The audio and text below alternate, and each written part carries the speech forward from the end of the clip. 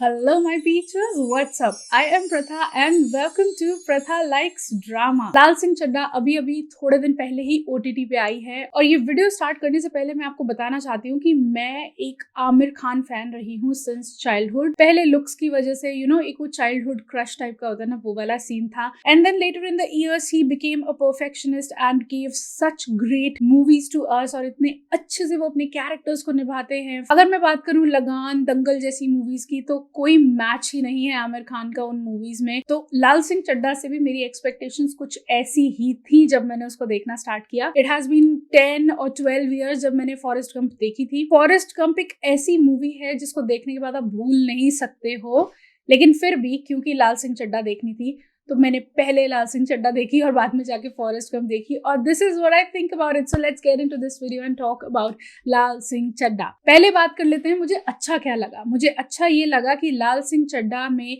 जितने भी elements Forrest Gump में यूज किए गए हैं या इंसिडेंट्स, उनको चेंज नहीं किया गया, उनकी सीक्वेंस चेंज नहीं की गई।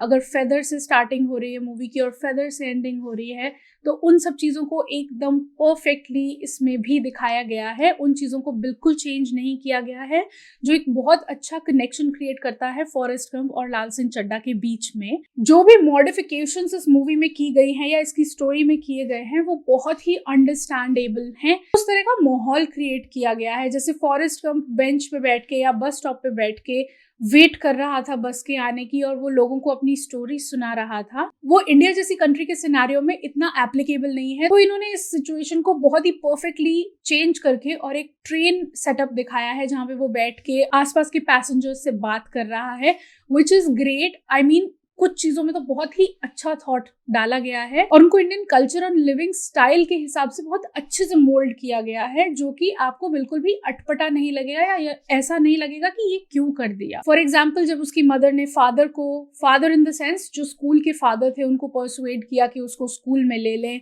वो वाला सिचुएशन। या जेनी की स्टोरी को जब रूपा की स्टोरी में कन्वर्ट किया गया तो थोड़े चेंजेस लाए गए, और वो जो चेंजेस लाए गए वो क्योंकि इंडियन कल्चर में कुछ चीजें उस तरह से एक्सेप्टेबल नहीं है या वो उस तरह से नहीं होती है। जैसे हिप्पी कल्चर इंडिया में नहीं है कि लड़कियां किसी ट्रूप के साथ चली जाएं या हिप्पी कल्चर में इंडल्ज कर जाए इंडियन लड़कियां, वो सब नहीं होता है। तो उन सब चीजों को एक डिफरेंट एंगल देके उसको चेंज किया गया है, विच इज ग्रेट। फिर से वही बात कहूंगी कि हर चीज वेस्टर्न कल्चर की इंडियन कल्चर के हिसाब से एप्लीकेबल और एक्सेप्टेबल नहीं है, तो इन चीजों को बहुत अच्छे से उस कल्चर से इस कल्चर का जो चेंज लाया गया है वो बहुत ही अच्छे से लाया गया है। और इसके बाद हम बात करने वाले हैं मुझे क्या अच्छा नहीं लगा। तीसरी चीज जो मुझे बहुत अच्छी लगी वो ये कि बच्चे ने जो एक्टिंग की है फॉरेस्ट गंप की, वो बहुत ही क्लोज टू फॉरेस्ट गंप वाला कैरेक्टर लग रहा था।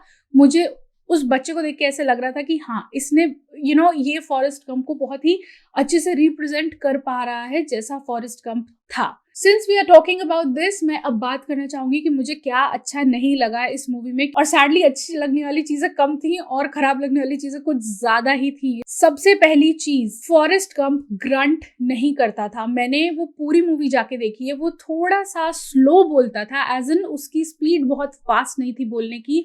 वो थोड़ा सा लंबा खींच के या स्लोली बोलता था, वो भी अ टाइनी बिट। ऐसा नहीं था कि वो स्लो मोशन में या बिल्कुल आपको ऐसे लगे कि क्या स्लो मोशन में मूवी देख रहे हैं क्या, ऐसा बिल्कुल नहीं था। Forrest Gump just had a naturally एक थोड़ा डिले करके जो या लंबा खींच के चीज को बोलते हैं वो वैसा करता था। और यहाँ पे आमिर खान ने इतनी इरिटेटिंग पंजाबी बोली है ना कि मैं क्या ही बोलूं। मोना सिंह ने भी तो इसमें पंजाबी बोली है और उनकी पंजाबी एकदम परफेक्ट लगी है, और ऐसा भी नहीं है कि कोई अंडरस्टैंड नहीं कर पाएगा। आज के टाइम पे मुझे ऐसा लगता है इस कंट्री में पंजाबी एक ऐसी लैंग्वेज बन गई है कि जिनको नहीं भी आती है वो भी पंजाबी गाने सुन रहे हैं, टू बी वेरी ऑनेस्ट।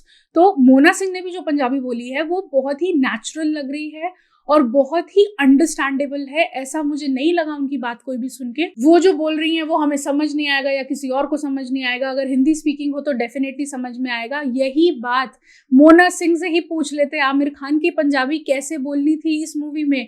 इतनी गंदी और इतनी इरिटेटिंग पंजाबी बोली गई है कि मुझे सच में गुस्सा आ रहा था उसको सुन सुन के। And on top of all that वो बार बार वाला जो ग्रंट है वो बहुत ही इरिटेटिंग लग रहा था। दूसरी चीज, जो चाइल्ड आर्टिस्ट है इस मूवी का और जो बचपन का लाल सिंह चड्ढा प्ले कर रहा है, उसने फार बेटर एक्टिंग की है।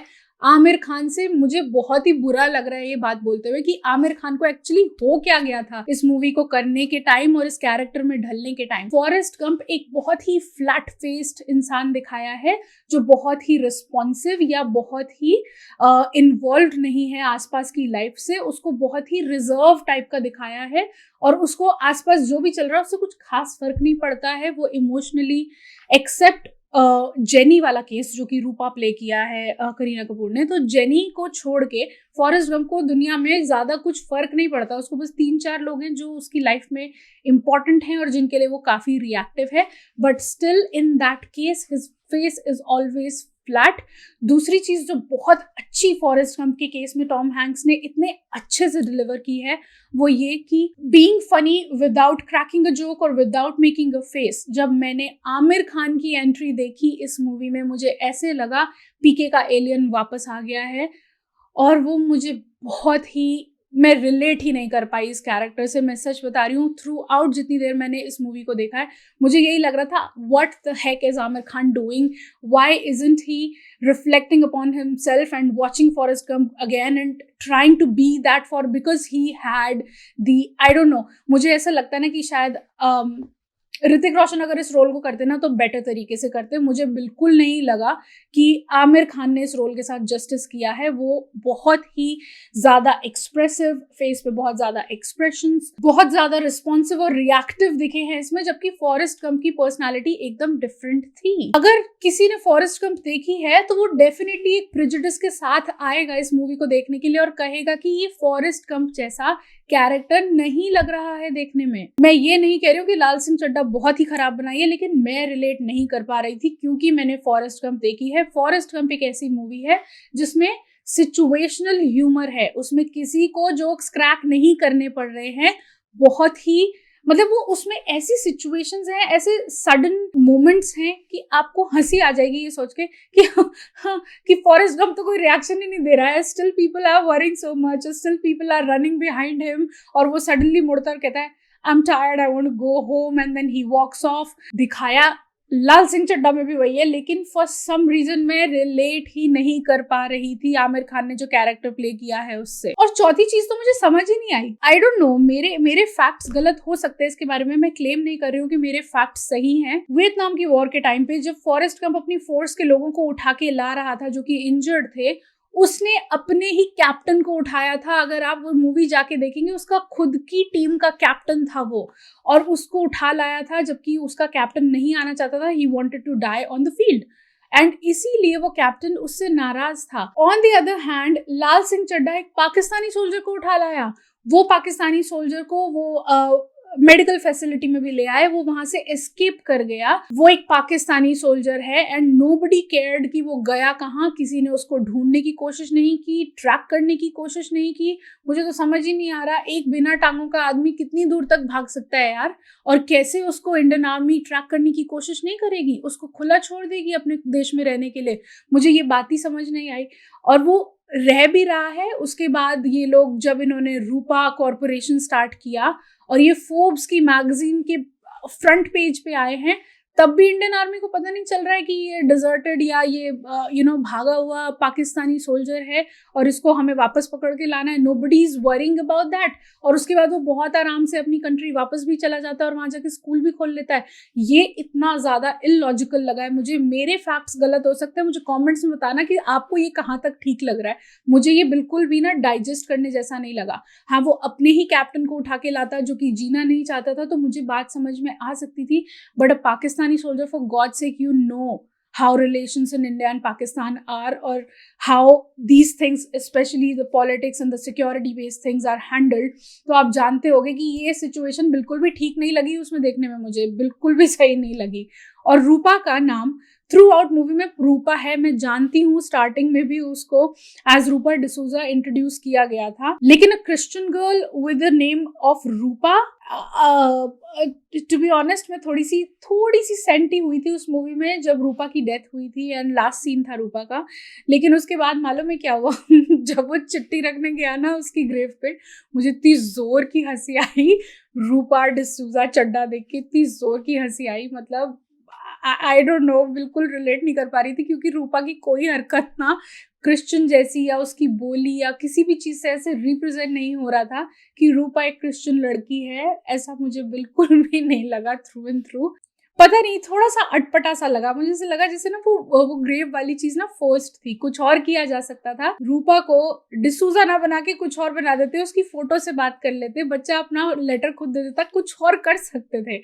आई डोंट नो दिस। इतनी जोर से हंसी आई थी ना लास्ट में तो कि मेरा ना मजा किरकिरा हो गया मूवी के एंड होते होते में। एंड आई वाज लाइक, क्या किया है ये आमिर खान, आपने क्या किया है, क्यों बनाई है ऐसी मूवी? क्या खुद को देख के समझ नहीं आ रहा है कि ये मूवी फॉरेस्ट गंप के आसपास भी नहीं है?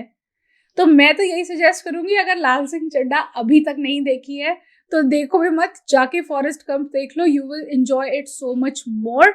लेकिन अगर आप इंग्लिश मूवीज को इतना देखते नहीं हैं और लाल सिंह चड्ढा वाकई देखना चाहते हैं, मैं ये कहूंगी ज्यादा एक्सपेक्टेशन और दिमाग लगा के मत जाना, ऐसे ही देख लेना। ओटीटी पे तो वैसे भी आ चुकी है, तो you can watch it there. So that's it for today guys. I hope you liked and enjoyed this video, and if you still here watching me and liking me, don't forget to give this video a big fat thumbs up down below.